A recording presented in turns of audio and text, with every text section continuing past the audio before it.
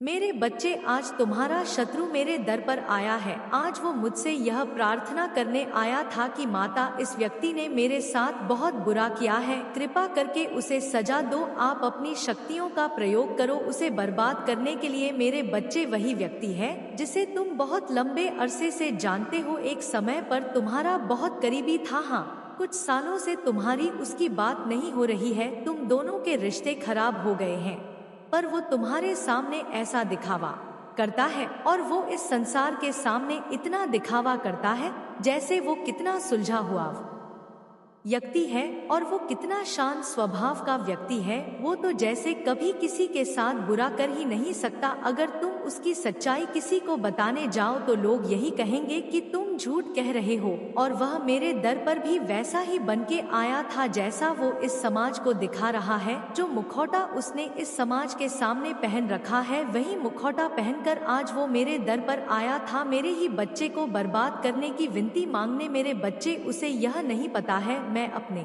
भक्तों का मन देखती हूँ, मैं उनके भीतर बसी हुई हूँ। वो क्या सोचते हैं, कब क्या चाहते हैं, मुझे सब पता होता है। कोई लाख मुखौटा पहन ले, वह मुझसे अपनी सच्चाई नहीं जो पा सकता है। मेरे बच्चे, उसने तुम्हारे साथ बहुत बुरा किया, तुम्हारे जीवन पर पूरी तरह से नियंत्रण बना लिया, तुमसे अपने स्वार्थ के हिसाब से काम करवाएं, और जब उसका स्वार्थ खत्म हुआ तो तुम्हें बीच मझधार में छोड़कर चला गया। पर वो जमाने के सामने ऐसा दिखा रहा है जैसे उसके साथ कितना बुरा हुआ। हाँ, वो मेरे सामने रोकर यह कह रहा था कि माता, इस व्यक्ति ने मेरे साथ बहुत बुरा किया है, मैं आपकी पूजा करूंगा, मैं आपके भंडारे लगवा आऊंगा, मैं आपके लिए सब कुछ करूंगा। माता, आप बस उस व्यक्ति को दंड दे दो। पर मेरे बच्चे, वह यह भूल गया कि मेरा कोई भी भक्त अगर मुझसे किसी और की बर्बादी की कामना करता है तो मैं उसकी वो इच्छा कभी पूरी नहीं करूंगी। मुझे पता है तुम्हारा हृदय बहुत कोमल है, मुझे पता है कि तुमने निस्वार्थ मन से उसके लिए क्या, तुमने समाज के लिए बहुत कुछ किया है। तो मैं ऐसा व्यक्ति हूँ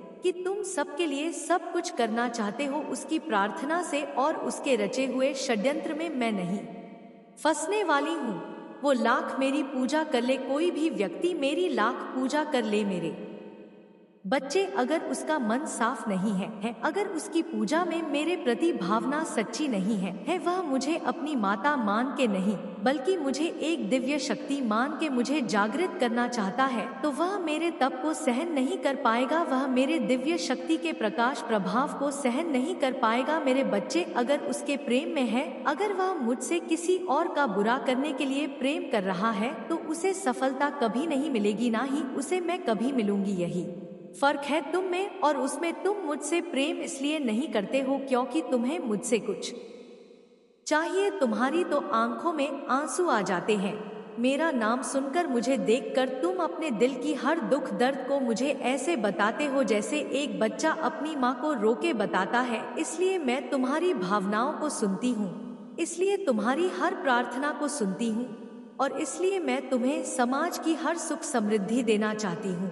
इसलिए मैं तुम्हारे परिवार की रक्षा करती हूँ मेरे बच्चे, क्योंकि तुम मुझे अपनी माता मानते हो और वह मुझसे मेरे ही बच्चे को बर्बाद करने की प्रार्थना कर रहा है और उसे यह लग रहा है कि वह उसमें सफल हो जाएगा। यह उसकी बहुत भी गलत फहमी है। वह मेरी क्या किसी भी शक्ति को जागृत कर ले, कभी तुम्हें हानि नहीं पहुंचा पाएगा। वह तुम्हें रुला सकता है पर तुम्हें बर्बाद नहीं कर सकता है, वो तुम्हें नीचे नहीं गिरा सकता है, क्योंकि तुम मेरी गोद में लेटे हुए हो, तुम कभी नीचे गिरोगे ही नहीं। उसे यह पता ही नहीं है कि माता और बालक का रिश्ता कैसा होता है। वो तो हर रिश्ते में छल करता है, हर रिश्ते में सौदा देख रहा है, जैसा उसने तुम्हारे साथ किया। यह समाज उसकी सच्चाई नहीं जानता होगा, वो इस दुनिया के सामने मुखौटा पहन लेगा, अच्छा बन जाएगा और तुम्हें बुरा दिखा देगा, पर वो मेरे सामने वो ऐसा नहीं कर सकता है। मेरे बच्चे, तुम्हें डरने की, तुम्हें उसके बारे में सोचने की भी जरूरत नहीं है। मैं तो उस व्यक्ति को यही देखकर सोचती हूँ कि क्या सच में मेरा बच्चा इस व्यक्ति के बारे में सोचकर इतना रो रहा है, इसके दिए कष्ट को देखकर इतना रो रहा है। नहीं मेरे बच्चे, वह बहुत तुच्छ इंसान है, वो किसी का नहीं, उसके लिए रो मत। उसने सिर्फ तुम्हारे साथ चल नहीं किया है, वो तो है ही ऐसा व्यक्ति, उसकी प्रवृत्ति ही ऐसी है। वह तो अपने माता पिता के साथ भी छल करता है। तुम तो फिर भी बहुत दूर के लगते हो उसके ऐसे व्यक्ति के लिए तुम क्यों रो रहे हो? ऐसे व्यक्ति का किया हुआ छल तुम याद ही क्यों कर रहे हो? अपने ऊपर गर्व करो, तुमने उस जैसे व्यक्ति के लिए भी इतना अच्छा किया, इतना अच्छा सोचा। तुम्हें एक बार खुद सोचो, क्या उसमें कुछ भी ऐसा था जो तुम उसके साथ रहो, जो तुम उसके लिए इतना त्याग करो? जो तुमने किया उसको थोड़ा एहसास भी नहीं है कि तुमने उसके लिए क्या क्या किया और बदले में उसने तुम्हें क्या दिया? वह तो आज भी इसी घमंड में जी रहा है कि वो बहुत अच्छा इंसान है। ऐसे इंसान को उसके भ्रम में जी मेरे बच्चे, बहुत जल्द उसके भ्रम का गुब्बारा फूट जाएगा और फिर उसे जो पछतावा होगा तब तक बहुत देर हो चुकी होगी। मुझे तो तुम पर गर्व हुआ जब वह मेरे द्वार पर आया, तो तुम भी खुद पर गर्व करो कि दुनिया लाख बुराई है मेरे बच्चे पर, तुमने खुद को नहीं बदला। मेरे बच्चे, तुम बहुत लंबे अरसे से मेरी भक्ति कर रहे हो, मेरी पूजा पाठ करके तुमने बहुत शक्तियाँ हासिल की जिनका अंदाजा भी नहीं है तुम्हें। उनका एहसास तुम्हें वक्त वक्त पर होता जरूर होगा, और जब तुम्हें वह एहसास हो रहा है तो तुम डर जा रहे हो। जब ऐसे स्वप्न दिख रहे हैं तो तुम डर जा रहे हो। तुम्हें डरने की जरूरत नहीं है मेरे बच्चे, तुम्हारी अंतरात्मा तुम्हें कुछ बता रही है। तुम्हारी अंतरात्मा आप जागृत हो रही है, वह आने वाली मुश्किलों से पहले ही तुम्हें चेतावनी दे रही है, जिससे तुम्हें घबराना नहीं, जिससे तुम्हें भयभीत नहीं होना है, बल्कि तुम्हें उस आवाज को सुनना है और फिर तुम्हें उस हिसाब से निर्णय लेना है। तुम्हें सावधान करने के लिए ही वह संकेत दिए जा रहे हैं तुम्हें। तुम तो उनसे भयभीत हो जा रहे हो मेरे बच्चे, उनको ध्यान से सुनो, उनको अपनाओ। तुमने वो शक्तियाँ कमाई है, तुमने वो शक्तियाँ खुद अपने भीतर जागृत की है, उनसे भयभीत मत हो मेरे बच्चे। तुम लाख कोशिश करते हो, मेरी पूजा पाठ के बाद भी तुम्हारे अंदर एक नकारात्मक ऊर्जा रह जाती है। नकारात्मक ऊर्जा इस बात की, तुम सोचते बहुत अधिक हो, हर चीज में तुम सोचने लगते हो, हर बात में कोई व्यक्ति तुम कुछ दे दे, कोई व्यक्ति तुमसे अच्छे से बात करे तो तुम यह सोचने लगते हो कि इसमें इसका क्या स्वार्थ है, यह मुझसे ऐसा क्यों कह रहा है, कोई कुछ मुझसे चाहता जरूर होगा तभी तो यह ऐसा मेरे साथ कर रहा है। तुम बहुत सोचते हो और कहीं ना कहीं अतीत का बीता दुख भी है तुम्हारे भीतर, जो तुम्हारे अंदर एक नकारात्मकता को फैला रहा मेरे बच्चे। धीरे धीरे तुम्हारा शरीर एक बीमारी को उत्पन्न कर रहा है। तुम्हारे परिवार में भी कोई है जो बीमार रहता है, तुम्हारे परिवार में आए दिन किसी ना किसी को कोई ना कोई बीमारी रहती ही है। एक ठीक होता है तो दूसरा बीमार हो जाता है, दूसरा ठीक होता है तो तीसरा बीमार हो जाता है। यह तो लगा हुआ है तुम्हारे परिवार में, पता नहीं कब से। इसके लिए जरूरत यह है कि तुम अपने घर की सफाई करो। तुम्हारे घर के किसी कोने में कुछ ऐसी वस्तुएं रखी गई है जिनका कोई उपयोग नहीं, उनको साफ कर उनको किसी कबाड़ भी वाले को या किसी को दे दो, या कहीं दान कर दो, या अपने घर से बाहर निकाल दो। ऐसी किसी भी चीज को अपने घर में मत रखो जो तुम्हें लग रहा है कि यह वर्षों से पड़ी दी हुई है और इनका कोई उपयोग नहीं, वह चीज पर ऊर्जा प्रकट कर रहे हैं। तुम्हारे परिवार में, तुम्हारे घर के भीतर उन चीजों को अभी साफ करके निकाल दो, या फिर तो कोई ऐसा वस्तु जिसका तुमने बहुत लंबे समय से प्रयोग नहीं किया है उसको बाहर निकाल कर उसकी साफ सफाई कर उसका प्रयोग करना शुरू कर दो। अपने घर के कोनों में कोई भी कूड़ा कबा मत रखो मेरे बच्चे, उनको साफ करके वहाँ पर शुभ चिन्ह बनाओ जिनको तुम रोज देखो। सिर्फ उन चिन्हों को देखने से ही तुम्हारे भीतर इतनी सकारात्मक ऊर्जा आएगी, उन सब चिन्हों को देखने से ही तुम्हें एक अलग प्रकार की वाइब्रेशन मिलेगी। यह करना शुरू कर दो, क्योंकि तुम अपने घर में ही नकारात्मकता को पालते जा रहे हो। वह वस्तुएं तुम्हारे घर में बीमारियों को खींच रही है, तुम्हारे घर में क्लेश को खींच रही है। आए दिन लय जग हो रहा है तुम्हारे घर में, वह बेकार पड़ी की वस्तुओं में तुम्हारे घर में एक नकारात्मक एनर्जी को प्रकट कर रही है। अगर आप सच्चे मन से माता रानी को मानते हैं तो इस संदेश को लाइक करके कमेंट में जय हो माता रानी लिख दीजिए और साथ ही साथ इस चैनल को सब्सक्राइब कर दीजिए। मेरे बच्चे, सब कुछ बदल रहा है, तंत्र मंत्र सब कुछ उल्टा आपके ही शत्रुओं पर जा रहा है। सबसे पहले मैं आपको बता दूं, शत्रुता का भाव उन लोगों ने ही रखा है आपके प्रति। आपने कभी किसी प्रति वैर नहीं पाला, आप कभी किसी से बैर विरोध नहीं रखते, अब समानता का भाव रखते हैं, सभी को लेकर चाहे वह अपने हैं चाहे पर पराए मेरे बच्चे, आप हर एक इंसान को समानता के भाव से देखते हैं। ह्यूमैनिटी, मानवता आपके अंदर कूट कूट कर भरी हुई है, और ऐसा ही जो अंश होता है वो स्वयं ईश्वरीय अंश होता है। आप ईश्वर के बच्चे हैं।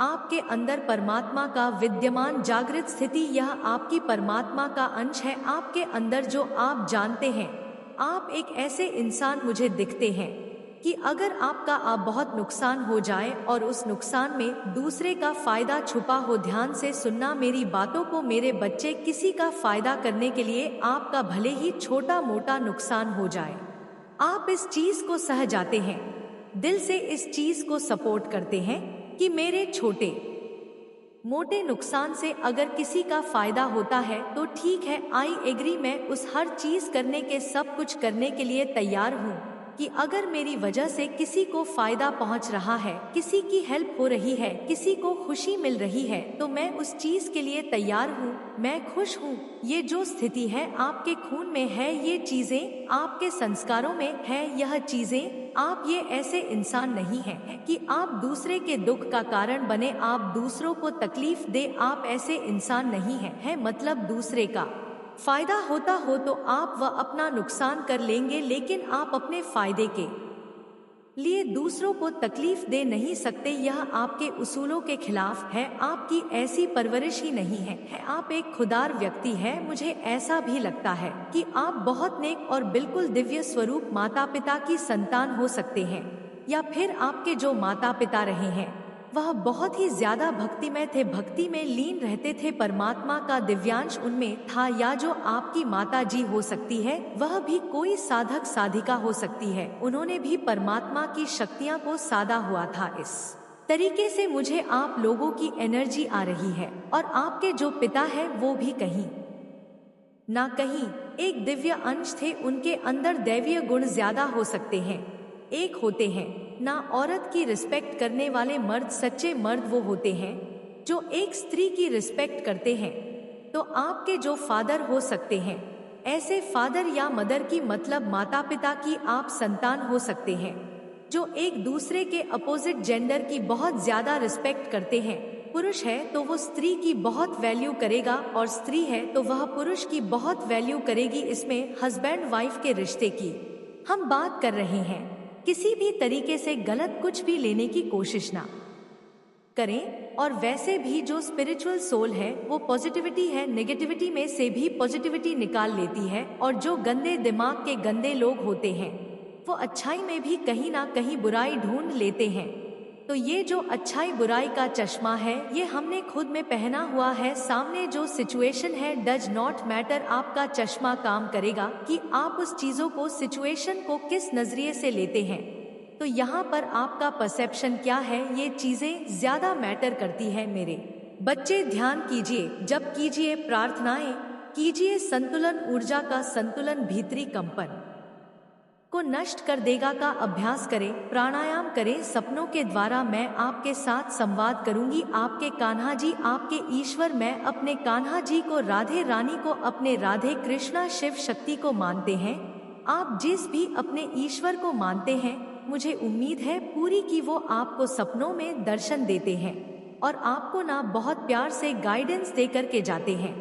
ये चीजें आपके साथ हो रही होगी। अपनी स्मृतियों, परेशानियों और चिंताओं को निर्मल करें और शुद्ध कीजिए। ठीक है, कट, क्लियर और कैंसिल करें। आपके भीतर मर्दाना तथा स्त्री ऊर्जा का संतुलन बिठाएं। अगर आपकी शिव शक्ति ऊर्जा बैलेंस नहीं होती तब हमारे जीवन में और परेशानियां आने लगती है। मेरे बच्चे, मुझे ऐसा लगता है कि जो भी आपके हेटर और एनिमी बने हुए हैं, अब ये लोग हैं ना अंदर ही अंदर परेशान हो रहे हैं, क्योंकि आपने ना इन लोगों को एनर्जी देना बंद कर दिया है। ये कहीं ना कहीं आपकी ही एनर्जी से सरवाइव करते थे। होता ना आपकी एनर्जी इनके लिए फूड था, बकवास करने का, ज्यादा बोलने का, ज्यादा चप छप छप छप जबान चलाने का। जैसे आपने इनको घात ज्यादा डाली हुई थी, अब क्या हुआ, आपने वह सारी एनर्जी वापस ले ली है। इनको इनकी औकात में लाना आपने ने शुरू कर दिया है। यह चीजें मुझे दिख रही है जब से आप अपने सेल्फ रिस्पेक्ट में ज्यादा और अपने सेल्फ पॉजिटिव एटीट्यूड में आए हैं। कुछ लोग रियल में अपनी औकात में आने लग गए हैं क्योंकि आपने उनको एनर्जी देना बंद कर दिया है। आप उनको किसी भी तरीके से एनर्जी नहीं देते हैं। यही आपकी एनर्जी इनकी खुराक थी, बकवास करने की गतिविधि और गंद मचाने की बदतमीजी कर जो आपकी मर्जी है ना उसी को खाते थे ये और फिर बदतमीजी फैलाते थे। अब आपने क्या कर दिया है, आपको ईश्वर ने अलर्ट कर दिया है इस सिचुएशन में आपको क्या करना है। ईश्वर आपको खुद बता करके जाते हैं कि मेरे बच्चे इस सिचुएशन में आपने इन लोगों से इस कदर डील करना है। यह चीजें आपके साथ करंट सिचुएशन में हो रही है। आपके ईश्वर से हम आपको गार्डन करके जाते हैं।